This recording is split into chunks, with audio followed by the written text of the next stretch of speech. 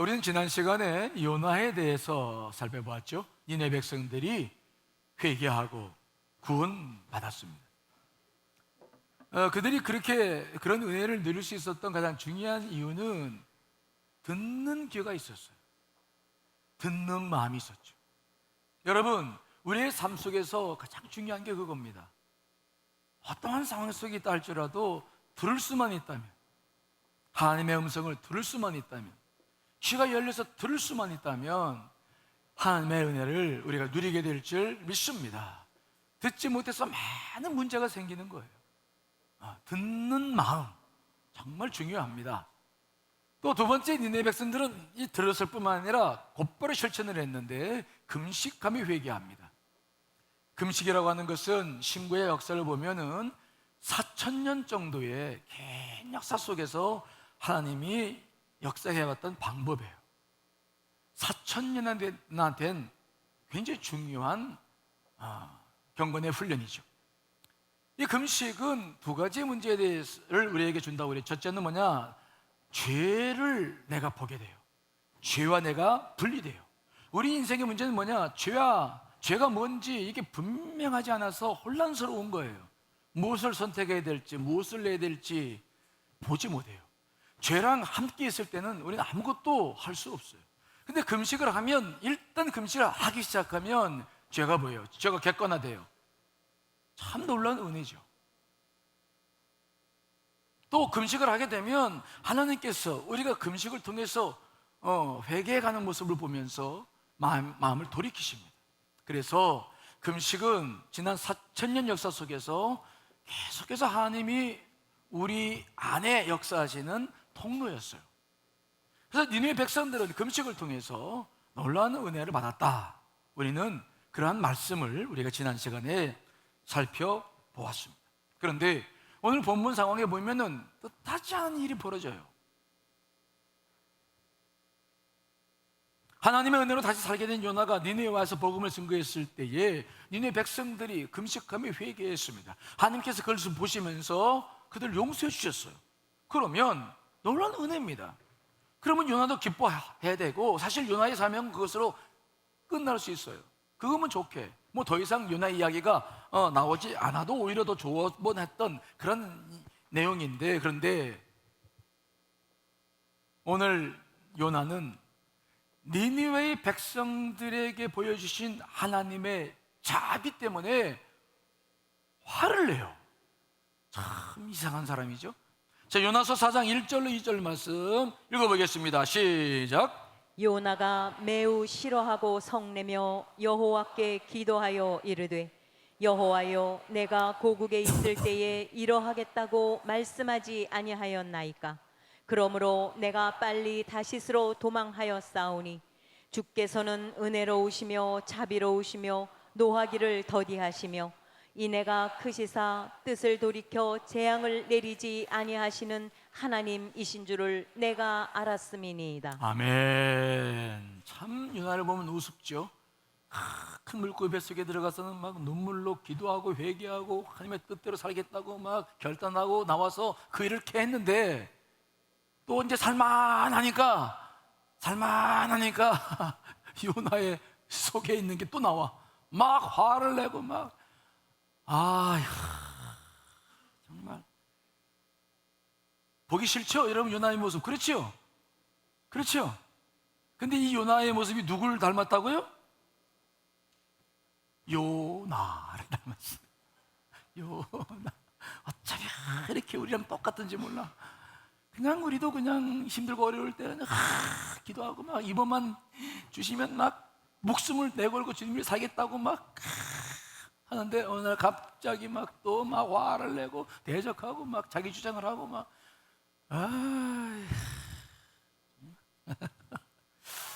아유, 왜 그런지 모르겠어요.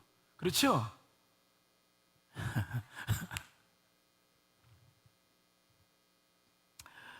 여러분, 그런데 요나가 지금 화를 내고 있는데, 여러분, 우리는 언제 화가 주로 나요? 우리가 화를 주로 언제 내는 겁니까?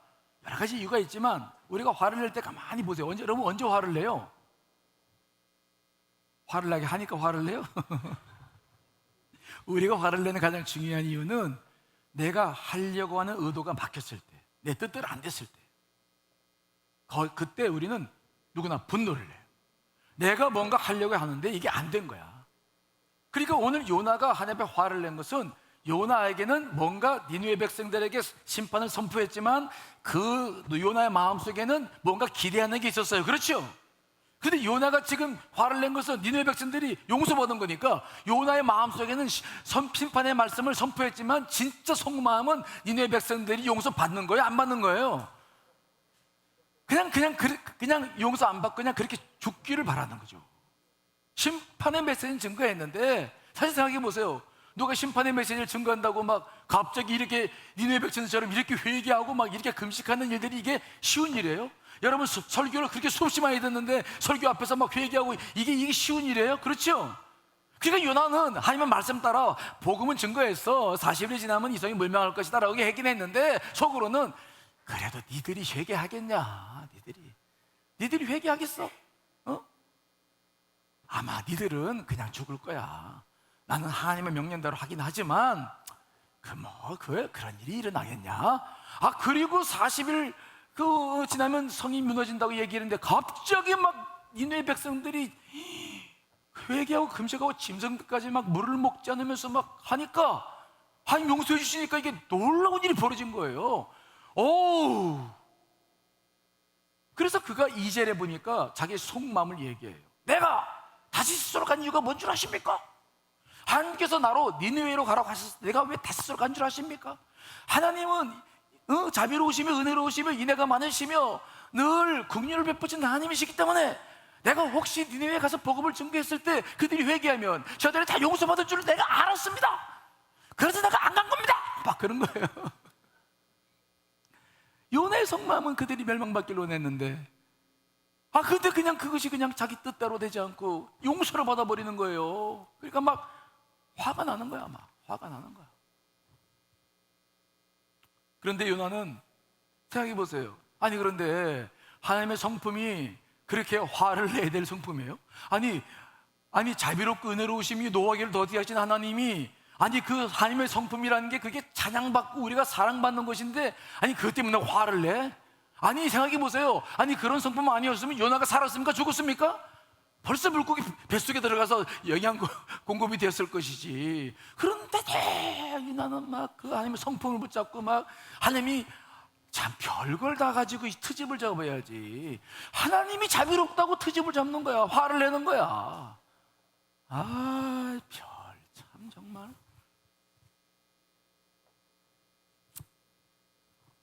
그런데 요나는요 또 성품이 나오는데 한번 부정정사가 일어나면 요나는 그냥 그걸로 그냥 끝나는 사람이 아니에요. 끝을 보려고 그러죠. 그래가지고 오늘 말씀 보면 막 자기를 죽여달래. 3절 4절 말씀 읽어보겠습니다. 시작. 여호와여 원하건대 이제 내 생명을 거두어 가소서. 사는 것보다 죽는 것이 내게 나음이니이다 하니 여호와께서 이르시되 네가 성내는 것이 옳으냐 하시니라. 아멘. 성을 내는 것도 현찮아가지고 차라리 날 죽여달라고 막 또 그러는 거예요. 이거 정말 이런 유다의 모습은 이미 우리가 봤습니다. 그렇죠? 풍랑이 있는 바닷가에서 막 회개해야 되는데 회개도 안 하고 막 나를 바닥에 던지라고 그러고 막 주여 하여튼 하여튼 부정정사가 일어나면 절제를 못해. 끝을 보려고 그래요. 나는 이게 이런 마음이 우리에게 다 있어요. 그런데 이번에는 좀 달라. 요나가 그런 마음이 있습니다만은 자기의 생명을 막 거둬가려고 하는 이유는 뭐냐? 하나님을 막 압박하는 것인데 오늘 말씀을 쭉 보면은 어떤 의도가 들어있냐면 하나님 앞에 자기 생명을 거둬가라고 하는 것은 하나님이 자기 생명을 거둬가든지 아니면 니느웨 백성들을 죽이시든지 아니면 나를 죽이실 것 같으면 저들을 살리시든지 둘 중 하나를 선택하라고 막 압력을 가하려고 하는 의도가 거기에 다 들어있어요. 자, 5절 말씀 한번 읽어보겠습니다. 시작. 요나가 성읍에서 나가서 그 성읍 동쪽에 앉아 거기서 자기를 위하여 초막을 짓고 그 성읍에 무슨 일이 일어나는가를 보려고 그 그늘 아래에 앉았더라. 아멘. 그렇게 하나님께 화를 내고 막 나를 죽이라고 해놓고서는 그 다음에 가서는 뭘 하냐면 성에서 나가가지고 동쪽에다가 초막 하나 짓고 이제 하나님이 어떻게 하시나 쳐다보고 있는 거야. 아이고, 즉 자기를 죽이든지 니네의 성을 죽이든지 둘 중에 하나를 하시오. 그러고는 소리쳐 놓고서는 초막에 올라가서 이렇게 보는 거야. 에이구, 왼수 같은 것 정말. 그때 하나님께서는 요나에게 뭐라고 말씀하세요? 화내지 않으시죠? 요나에게 말해요. 네가 성되는 것이 옳으냐? 잘못했다 다 하지 않아. 왜? 그러면 막 더 올라오니까 요나는 성품을 아시니까 요나에게 말하는 거예요. 요나야, 근데 네가 성되는 게 옳으냐? 네가 지금 해가고 있는 말과 행동이 정말 옳은 것이냐? 너 왜 다시 또 나에게 대적하고 이렇게 또 내 뜻을 거스리느냐? 한번 잘 살펴라. 요나의 성품을 아신 하나님께서는 또 요나에게 좋은 말로, 야 요나야, 네가 옳으냐? 네가 지금 이렇게 한 게 옳아? 한번 생각해 봐라. 그리고는 또 이렇게 기회를 주시는 모습을 우리가 바라봐요. 자, 왜 요나가 또 이렇게 막 하나님을 대적하고 또 막 왜 이러는 거예요, 도대체? 여러분, 우리는 가끔 왜 이러는 거예요? 왜 은혜생활 잘하고 기도생활 잘하다가 왜 갑자기 우리도 이럴 때가 있냐고요? 여러분, 빙길 웃지만 말고 대답 좀 해봐요. 왜 그래요? 왜 갑자기 막 우리도 이럴 때가 있습니까? 막 화를 내고 막 대적하고 왜 그래요? 참 이게 은혜 받고 기도하고 감사하며 살 때는 언제고 이렇게 또 우리는 이 이유를 알아야 돼요. 이 이유를 알아야 우리가 영적인 생활을 성장시켜 나갈 수 있어요. 우리에게도 이런 일들이 자주 일어나기 때문에 왜 이런 일들이 일어나는지를 알아야 돼요. 그리고 어떻게 우리가 이런 일을 대처해 나가야 되는지를 알아야 돼요. 그렇지 않으면 신앙생활의 성장이 없어요. 그래서 그 이유는 굉장히 중요해요. 왜 그렇습니까? 도대체 요나가 왜 그런 거예요? 우리가 요나서 전체를 읽어보면 4장밖에 되질 않아요. 짧잖아요. 그런데 특별한 사항 하나를 발견해요. 요나를 보면서. 그래서 뭐냐? 요나는 하나님께서 선택해서 선지자의 사명을 감당하는 사람이었음에도 불구하고 요나서를 쫙 읽어보면 그는 기도를 안 해요. 뭘 안 한다고요? 기도를 안 하는 사람이에요. 본문 4장을 쫙 그런 관점으로 읽어보면 그가 기도한 적은 큰 물고기 뱃속에서 살려달라고 기도한 것밖에 없어요. 하나님의 선지자인데 어떻게 기도하지 않고 그 사명 감당합니까? 이해가 되지 않지만 그러나 그는 기도하지 않는 사람이었어요. 그가 처음에 하나님으로부터 니느웨로 가라는 명령을 받았을 때도 보면 그 명령이 자기에게 부합하지 않아. 그러면 하나님께 기도하면서 뭔가 대화할 게 많은데 그는 기도하지 않고 하나님 얼굴을 피하려고 그냥 옆바로 내려가서 다시 가는 배 그냥 타버려요. 기도하지 않아요? 그 배에 타서도 풍랑이 일어납니다. 그러면 그거 뭐 해야 됩니까? 기도해야 돼. 근데 기도하지 않아. 저 배 밑창에 들어가서 깊은 잠을 그냥 자요.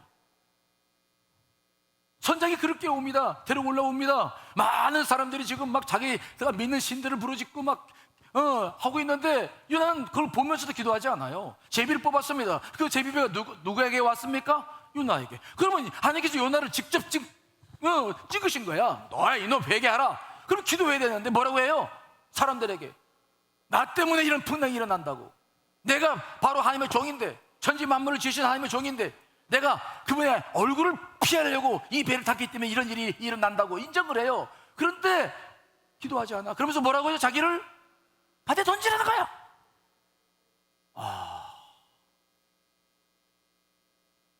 얼마나 기도해야 될 일들이 많습니까?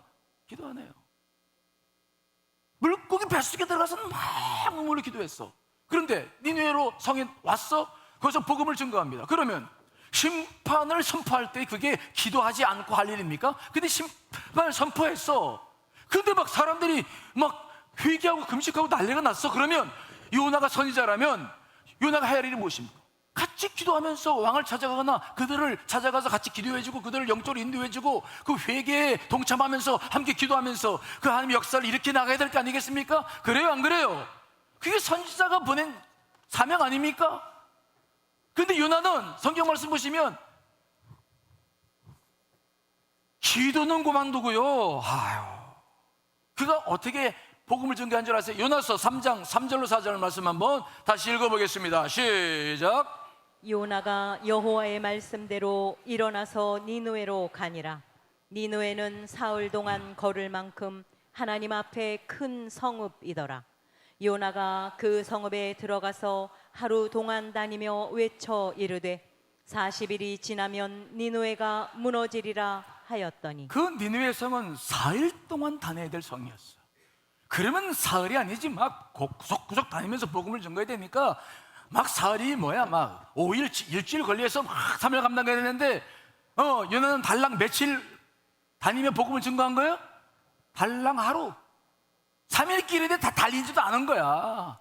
그냥 하루 가서 하면서 심판이 무너진다. 물론 주의 영이 휩싸여서 복음을 증거해서 그들이 그걸 보면서 회개했지만 그의 본 마음은 열리지 않은 거예요.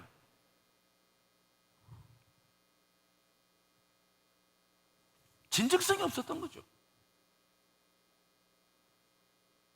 그 백성들이 기도하는데 어마어마한 일이 일어나고 있는데, 회개하고 있는데, 아니 선지자가 같이 기도하면서 금식하면서 같이 그들과 함께 해나갈 일들 얼마나 많아요. 근데 기도하지 않아. 그냥 바라만 보고 있어요. 저것들 왜 회개하지? 저거 회개하지 하면 안 되는데, 저것들 왜 회개해? 이거 이러면 안 되는데, 아니 멸망받아야 될 놈들이 왜 회개해? 기도하지 않아요. 참 신기하죠? 이렇게 보았을 때 요나가 기도하는 것은 그 물고기 뱃속뿐이었어요. 사람들에 의해서 바다에 던져졌을 때 그는 죽는 줄 알았습니다. 근데 하나님의 은혜로 다시 살았어요. 그때 감격했을 때만 기도했어. 자, 요나서 2장 1절 2절 말씀 한번 봅니다. 시작. 요나가 물고기 뱃속에서 그의 하나님 여호와께 기도하여 이르되 내가 받는 고난으로 말미암아 여호와께 불러 아뢰었더니 주께서 내게 대답하셨고 내가 수월의 뱃속에서 부르짖었더니 주께서 내 음성을 들으셨나이다. 그가 기도하는 것은 이때뿐이었어요. 그래서 그는 기도를 통해서 구원받았어요. 생명 얻었어요. 하지만 그는 다시 나와서 이제 살게 되었을 때에 그는 기도하지 않습니다. 기도해야 될 수많은 기회를 다 놓쳐요. 때문에 그는 영적으로 늘 메마르고 거친 사람이 되었어요. 그게 부정정사가 많은 이유가 바로 여기에 있습니다. 기도의 사람들에게는 하나님이 영이 임하기 때문에 여러분 이렇게 부정적이지 않아요. 이럴 수 없어요.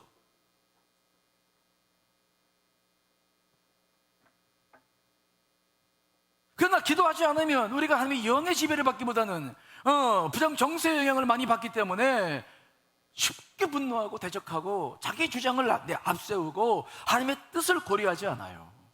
이런 일들이 계속해서 우리 안에 일어나는 것입니다. 이것은 직분이 중요하지 않다는 것을 말씀드려요. 선지자였어도 목사였어도 기도하지 않을 수 있습니다. 여러분 그때 생각해 보십시오. 목사인데 기도하지 않는다? 이게 말이 되는 거예요? 예? 아니 장로님이신데 기도하지 않아. 저 사람은 장로인데 기도하지 않아. 이게 말이 되는 거예요?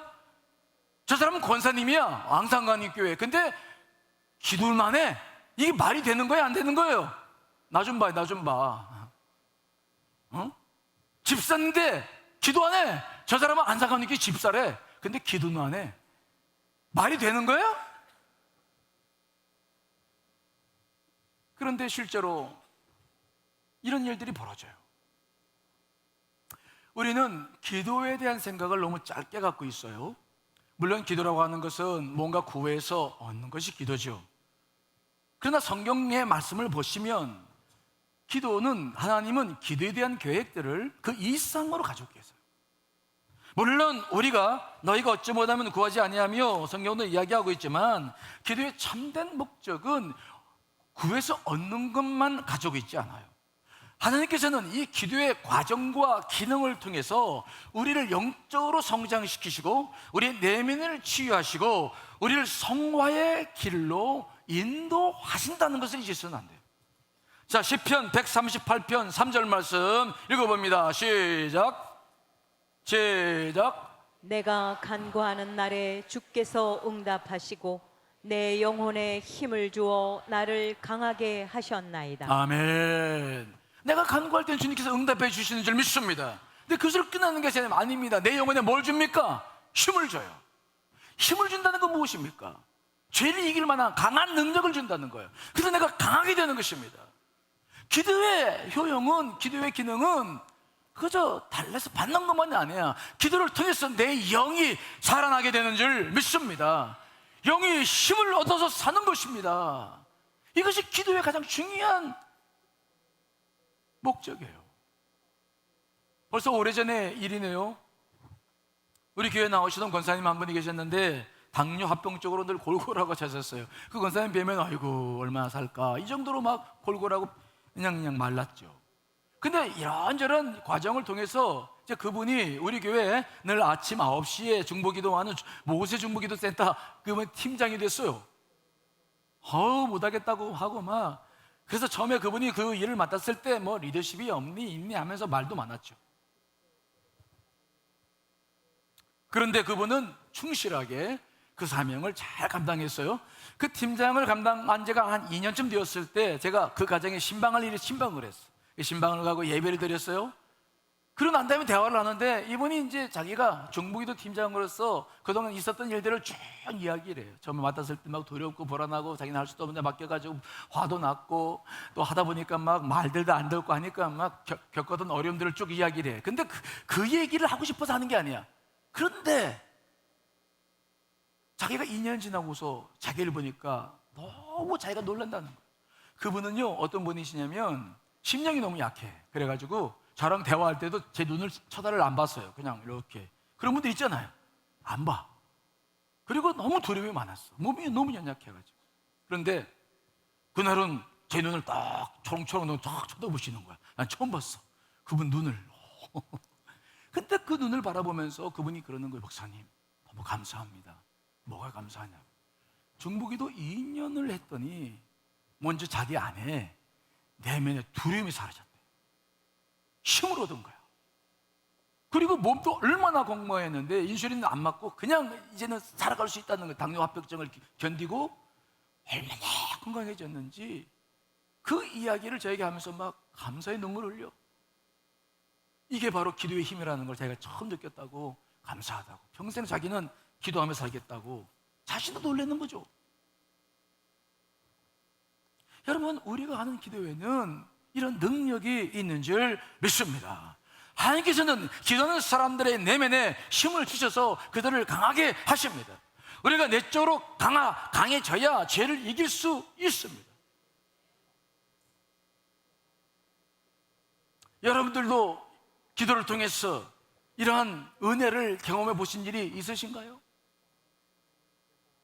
우리가 특별히 예배를 드릴 때 보면 은혜 받는 분들 많죠.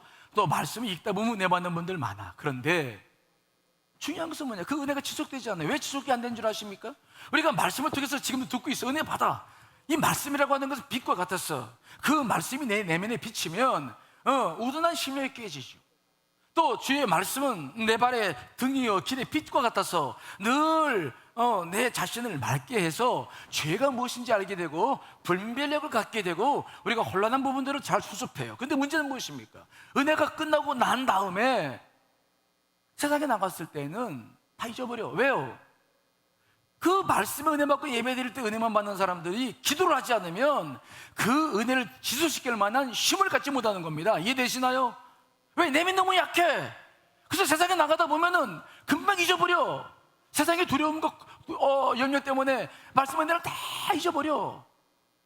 그 은혜를 지속시킬 만한 힘은 말씀을 통해서 받는 은혜뿐만이 아니라 기도해야 될 줄 믿습니다.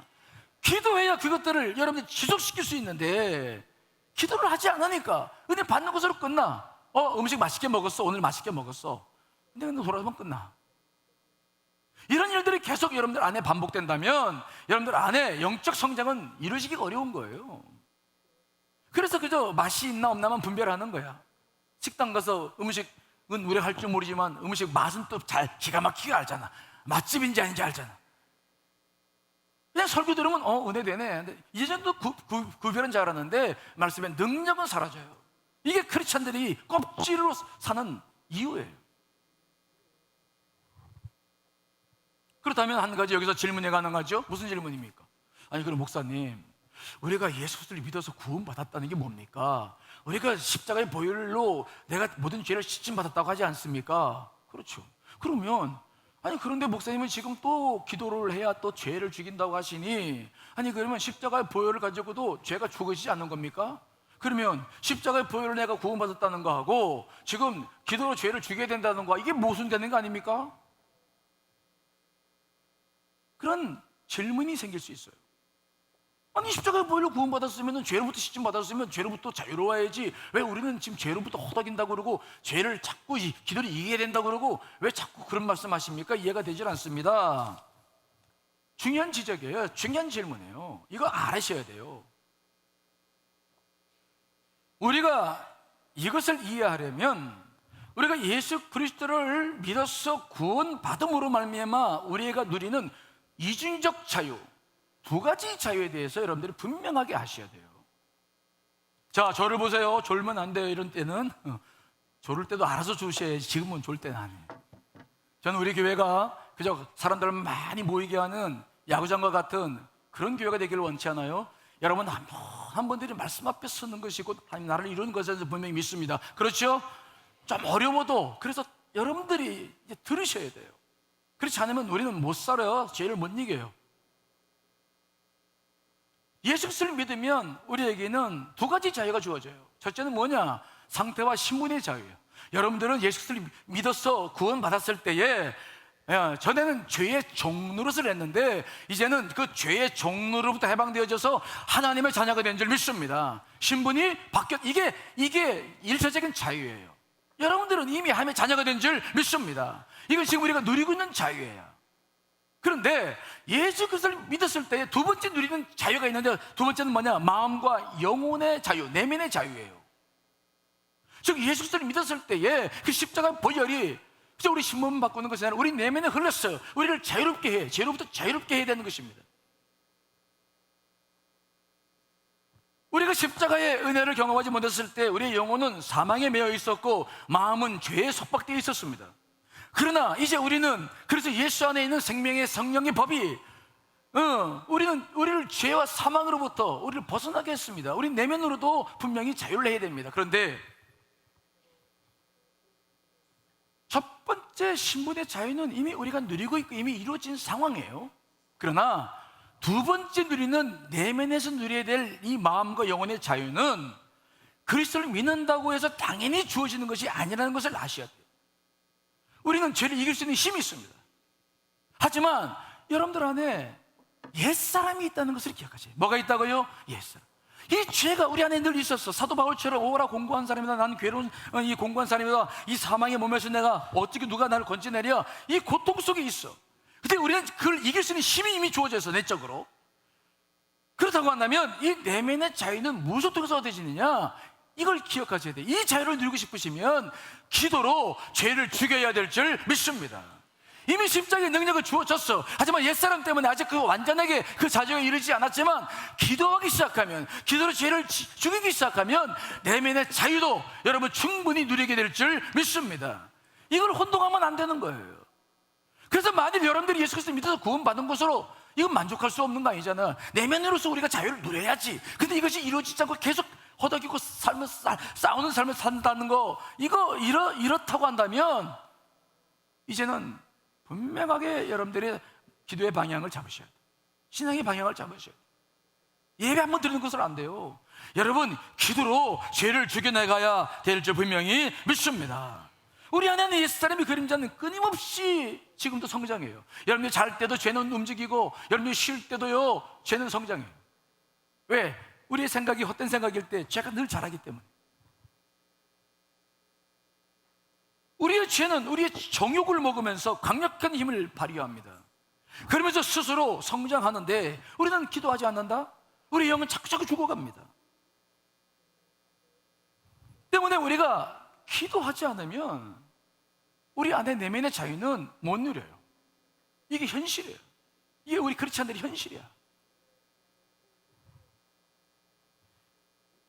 죄를 죽일 때야만 그리스도께서 주신 자유의 법이 우리 내면에서 실효적으로 역사하여 마음과 영혼 안에 자유를 누릴 수 있는 거죠. 그러므로 예수 그리스도를 믿어 신분의 자유뿐만 아니라 내면의 자유를 누리려면 최선으로 우리가 기도해야 될 줄 믿습니다. 만약 기도하지 않으면 은혜 받을 때는 좋아요. 요나처럼 막 뭐든지 다 생명이라도 내놓고 막 눈이라도 뺏어 주겠다고 그러지. 그런데 조금만 어려워지면 요나처럼 막 자기의가 나오고 막 울퉁불퉁해지고 막 분노하고 대적하고 별짓 다 해요. 기도 없이는 죄를 죽이지 못하기 때문입니다. 기도의 실천은 이렇게 죄를 이기고 내적 자유를 누리는 데 있어서 중요한 수단이에요. 기도는 하나님께서 자기 자녀들을 훈련시키는 가장 탁월한 방법입니다. 그래서 존 칼빈은 이런 말을 해요. 기도는 하나님을 위한 것이 아니라 우리 자신을 위한 것이다. 기도는 누구를 위한 거라고요? 나를 위한. 기도는 우리가 구하는 것을 얻을 것뿐만 아니라 그렇게 간구하는 과정을 통하여 죄를 죽이고 우리로 하여금 거룩하게 살 수 있도록 이끌어주는 은총의 수단인 것입니다. 그래서 청교도 신학자 존 라일은 그런 말을 합니다. 죄는 기도를 죽이고 기도는 죄를 죽인다. 한번 따라해 볼까요? 죄는 기도를 죽이고 기도는 죄를 죽인다. 여러분, 죄를 짓게 되면 우리는 기도 못해요. 죄는 기도를 죽여요. 그러나 기도하면 죄가 힘을 쓰지 못하게 되는 줄 분명히 믿습니다. 그러므로 죄는 기도를 죽이고 기도는 죄를 죽인다는 말이 성립되는 것입니다. 그래서 굉장히 중요한 우리에게 도전입니다. 요나 안에서 그렇게 부정연사가 많고 그가 하나님 앞에 이러한 태도를 보일 수밖에 없는 것, 그는 선지자였지만 기도하는 사람이 아니었어요. 그렇다면 우리가 어떤 기도를 해야 될까요? 우리가 뭔가를 구하는 정구용 기도와 우리 성화를 위해서 드리는 성화의 기도가 뭐 달라야 되는 것입니까? 우리가 뭐 이런 죄를 죽이기 위해서 다른 기도를 해야 될까요? 먼저 우리가 알아야 될 사항이 있는데, 기도가 죄를 죽인다고 말했을 때에 죄를 죽이는 그 효과는 기도 제목에 달린 것이 아니라는 것이죠. 죄를 죽이는 것은 기도에 쏟아붓는 마음과 태도에 달려 있습니다. 왜냐하면 성령의 역사가 죄를 죽이기 때문인 줄 믿습니다. 우리 열심이 아니에요. 우리 안에서 기도할 때 성령의 역사가 있을 때 죄가 죽이기 때문에 이 기도를 통해서 죄를 죽인다고 했을 때 중요한 것은 기도 제목이 아무리 좋고 거룩하고 멋있어도 그걸로 우리의 죄가 죽는 거 아닙니다. 만일 우리의 죄가 입술에 있다면 그런 거룩한 기도 제목을 할 때 죄가 죽겠죠. 하지만 여러분, 죄는 입술에 있습니까? 우리 마음에 있습니까? 마음에 있어. 마음에 있어. 그러므로 아무리 거룩한 뭐 세계 민족을 위해서 선교를 위해서 뭐 미사유고를 써서 기도를 해도 그 기도 내용 가지고는 죄가 죽지 않아요. 응답은 되겠죠. 하지만 죄는 죽지 않아. 그러면 어떤 기도를 해야 죄가 죽는 역사, 어떻게 기도에 성령의 역사가 있느냐? 성령의 역사는 늘 우리의 감정과 깊은 관계가 있는데 가슴을 열고 마음을 토하는 기도를 해야 될 줄 믿습니다. 중요한 것은 그때 성령의 역사가 일어나는 거예요. 성령님은 우리가 마음의 시선으로 하나님을 주목하고 우리의 중심을 정직하게 쏟아놓을 때 역사해요. 그러므로 우리는 기도를 하나 하더라도 그냥 입에 바른 기도가 말고 가슴을 열어 기도하는 훈련을 계속 하셔야 돼요. 여러분, 요나가 한 기도를 볼까요? 요나는 어떻게 해서 그 큰 물고기 큰 뱃속에서부터 기도해서 그가 다시 살림받았습니까? 그의 기도를 한번 다시 한번 볼까요? 어떻게 그가 죄를 이기고 순종했는지 볼까요? 자, 요나서 2장 5절 7절 말씀 읽어보겠습니다. 시작. 물이 나를 영혼까지 둘러싸우며 기품이 나를 에워싸고 바다풀이 내 머리를 감쌌나이다. 내가 산의 뿌리까지 내려갔사오며 땅이 그 빗장으로 나를 오래도록 막았사오나 나의 하나님 여호와여, 주께서 내 생명을 구덩이에서 건지셨나이다. 내 영혼이 내 속에서 피곤할 때에 내가 여호와를 생각하였더니 내 기도가 주께 이르러 싸우며 주의 성전에 미쳤나이다. 아멘. 요나가 어떤 상태였을까요? 그는 바닷속에 빠져서 지금 막 바다 밑바닥을 향해서 막 풀에 얽혀 가면서 막 숨도 못 쉬면서 죽어갑니다. 아, 이렇게 죽는구나. 얼마나 다급했을까요? 죽음 앞에서 자기의 화, 분노, 이것은 아무것도 아니죠. 큰 고통을 겪으면서 그 죽음으로 내려갔어요. 죽음의 목전까지 갔어. 얼마나 간절했겠습니까? 그는 산 뿌리까지 내려갔다고 말했어. 그래서 그는 그렇게 죽는 줄 알았어. 이게 끝이구나. 내 인생 끝이구나. 그런데 보니까 숨을 쉬고 살아있어. 이게 웬일이야? 이게 어딘지 모르겠지만 살아있는 건 분명해. 그 순간 이 요나의 가슴이 확 열리면서 하나님의 사랑과 은혜에 감사하면서 막 심령이 열리면서 막 눈물로 회개하고 기도하기 시작하는 거예요. 가슴을 열어 통곡하는 기도, 그 기도가 하나님의 마음을 움직이는 거죠. 요나 안에서도 그 일어나고 있던 모든 부정정서, 그 죄에 대한 문제들, 그것을 이런 기도들이 성령 역사를 통해서 이겨내는 거예요. 죄를 죽이는 것은 기도의 내용이 아니라 하나님을 전심으로 의뢰하고 그분께 온전히 순종하고자 하는 마음을 통해서 이루어지기 때문에 마음에 쏟아짐이 없는 기도는 그리 도움이 되지 않아요. 그래서 성경에 보면 예수님께서 중언부언 기도하지 말라라고 말씀했는데, 이 중언부언의 기도를 좀 더 의미를 확대시킨다면 우리가 가슴으로 쏟아놓지 않는 기도 전부를 중언부언하는 기도라고 봐도 될 만큼 우리의 기도는 어떤 기도인지를 살펴볼 필요가 있어요. 성령님은 중언부언하는 기도에 역사하지 않습니다. 자기 생각 속에 있다가 그냥 가는 기도, 기도하다가 자기 생각 속에 빠져. 그냥 기도하다가 무슨 기도 하는지 몰라고 기도 저기도 하다가 그냥 가는 기도. 제가 늘 기도 레슨을 통해서 여러 가지 말씀드렸죠.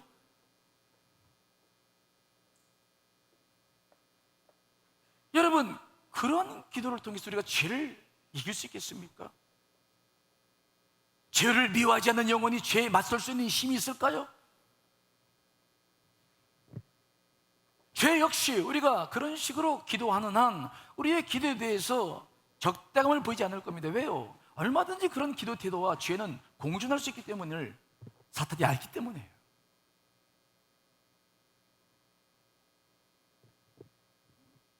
따라서 전심으로 기도하지 않는 생활은 죄를 전혀 위협하지 않습니다. 전혀 죄와 다투지 않고도 얼마든지 우리는 신앙생활할 수 있어요. 이게 무서운 거예요. 여러분,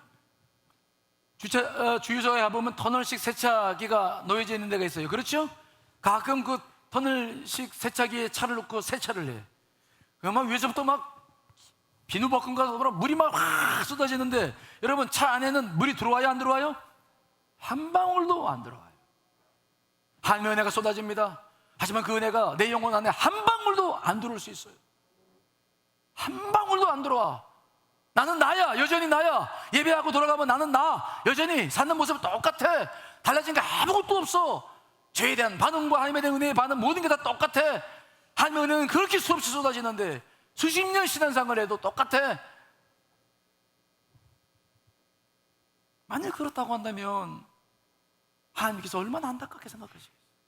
세월은 자꾸 지나갑니다. 저도 벌써 60이 넘었어요. 정말 하나님과의 관계는 어떤 것입니까? 그분과 기도의 문이 열리는 것입니까? 가슴을 토해내며 우리가 그분과 기도하면서 죄를 죽이며 이 땅에서 하나님의 사명을 감당하고 있는 것입니까? 우리가 하나님의 사명으로, 하나님의 사람으로 지금 살고 있는 것입니까? 직분은 가졌는데 정말 나는 기도하는 사람입니까?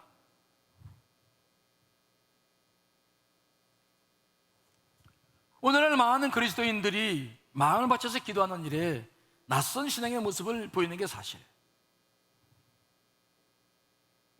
그러나 그래서 죄를 이겨가는 승리의 기쁨을 보지 못하는 것도 사실이에요.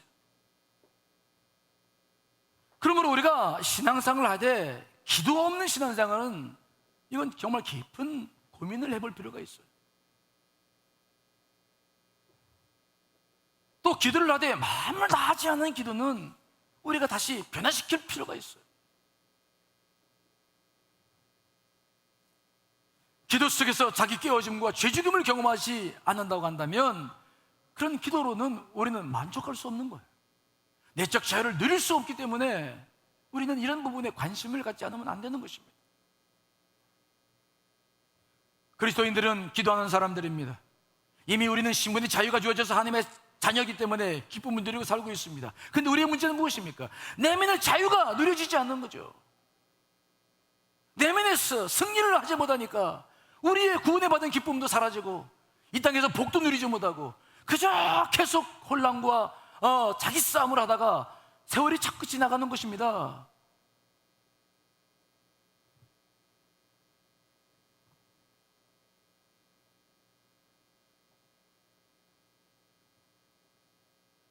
그러므로 진정한 크리스찬으로서의 기쁨과 자유를 누리려면 저 복음을 듣는 데의 기쁨, 내가 한 자녀가 구원받았구나, 그 기쁨 그걸로 만족하지 마시고 정말 기도의 사람이 되시기를 간절히 축원합니다. 기도하셔야 돼요. 마음을 쏟아 기도하셔야 돼요. 영혼이 강해지셔야 돼요. 영혼의 힘을 얻으셔야 돼요. 그렇지 않으면 이 어두운 세상, 이 힘든 세상 이길 수 없습니다.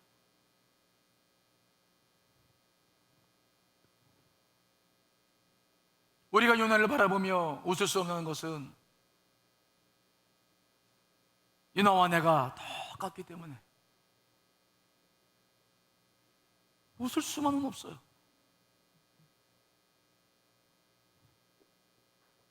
여러분, 우리가 이 여름을 보내면서 가을을 우리가 맞이하면서 저는 여러분들께 그런 부탁을 드리고 싶어요. 여러분 다시 한번 깊은 마음을 품고 기도하시기를 간절히 축원합니다. 이것은 포기해야 될 일이 아니에요. 우리 안에 기도가 살아있지 않았을 때 우리의 삶은 도대체 무엇입니까? 누가 역사하는 것입니까? 무엇 때문에 힘들어하는 것입니까? 왜 알면서 우리가 이걸 못한다고 자기 스스로 생각하는 것입니까? 아니에요. 요즘 금요철에나 새벽에 보면 아주 우리 교인들 중에서 오래되신 30년 가까우신 분들 계시는데 그분들이 몇 분씩 보여요. 지난 권사교육을 받으시면서 그분들이 많은 변화를 경험했고 정말 기도로 나오시는 거야. 그분들의 간증을 들어보세요. 목사님, 제가 이 신앙을 이렇게 하는지 몰랐습니다.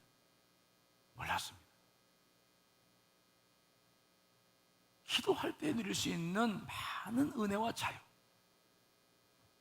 오늘 요나를 바라보면서 다시 한번 그 마음을 갖습니다. 여러분들 안에 다시 기도가 깨어나시기를 간절히 축원합니다.